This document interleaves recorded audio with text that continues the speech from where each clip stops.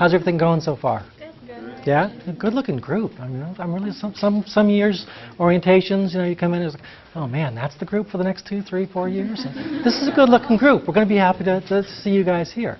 Everything's going okay though. You're finding your way on campus. You're not too freaked out yet. You're not too stressed out, right? Cool.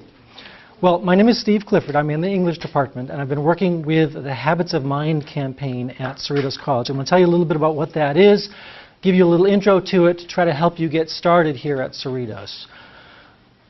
Take a look at this affirmation. I like this. There's some great language here. I am a college student. Well, you are. You're registered at Cerritos College. That one's set. I have potential. I know that's true of everyone in this room. Everyone, by virtue of being here, having signed up for this orientation, having registered for courses at Cerritos College, has extraordinary potential. And it's so cool in my job to see where that potential takes people, whether it takes them to the Cal States, to the UCs, to certificate programs in cosmetology or in auto technology or in nursing or whatever it is. I mean, it's just amazing to see how many great directions people go in with that potential. That middle one's really interesting to me, though. I am successful. I have no doubt that you are successful. Sometimes, though, it can be a little more difficult for us to identify our own success. Think for just a second. Identify one thing that you'd say you are successful at. And not, something you think other people want to hear, something you really feel good about. What one thing are you successful at? Just think about it for a second. What would you identify as one thing that you're successful at? For some people, you're going to hear these kinds of questions in the future, in a job interview, for instance, in a transfer application.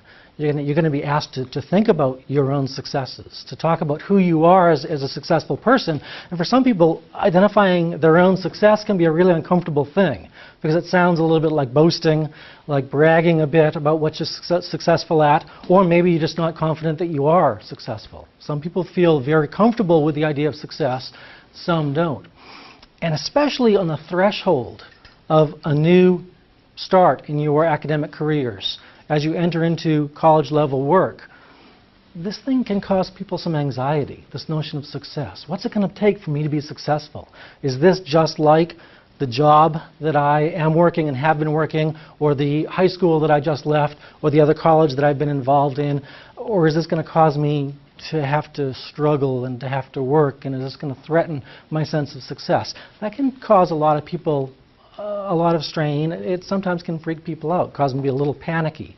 We want to try to identify those successes and at the same time identify ways that you can be more successful, that you can guarantee to build on your success over the course of the next 2 or 3 or 4 years and into your careers, into your transfer, into your certificate programs.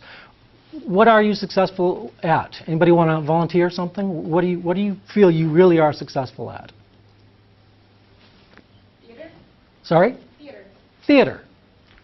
Acting? Yeah. Cool. Very cool. Anybody else? What are you successful at? What are you successful at? What one thing would you identify you're successful at? Sorry? Water polo.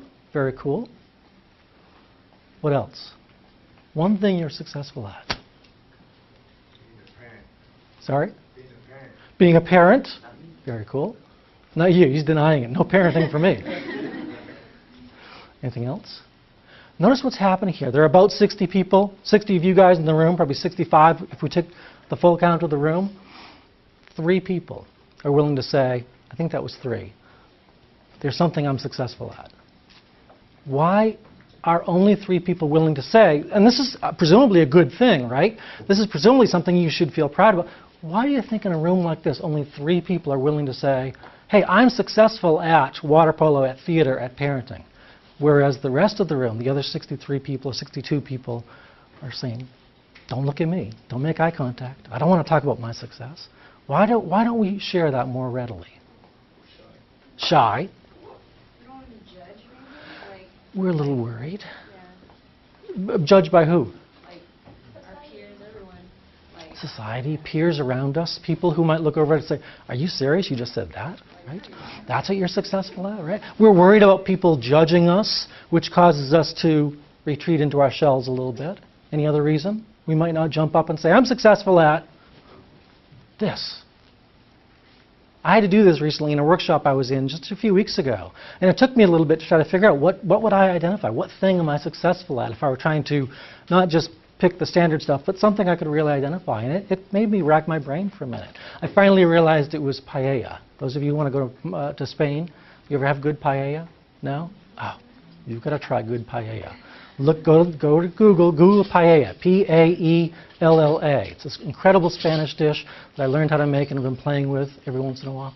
Now I make really good. In fact, a friend of mine who lived in Spain for a good amount of time recently said, this is as good as my house mother's paella was in Spain. Maybe go, oh, wow, cool. I just realized I did this and I just totally blew Bernice's eardrums off when I just did that. So sorry, Bernice. Often, being successful isn't defined by these outside forces that say, you've got to get this grade on this test, you've got to do this well on your paper, you've got to take these courses, you've got to get into this school, you've got to finish the certificate program. It's not just those things. And frequently not those things at all that determine our success.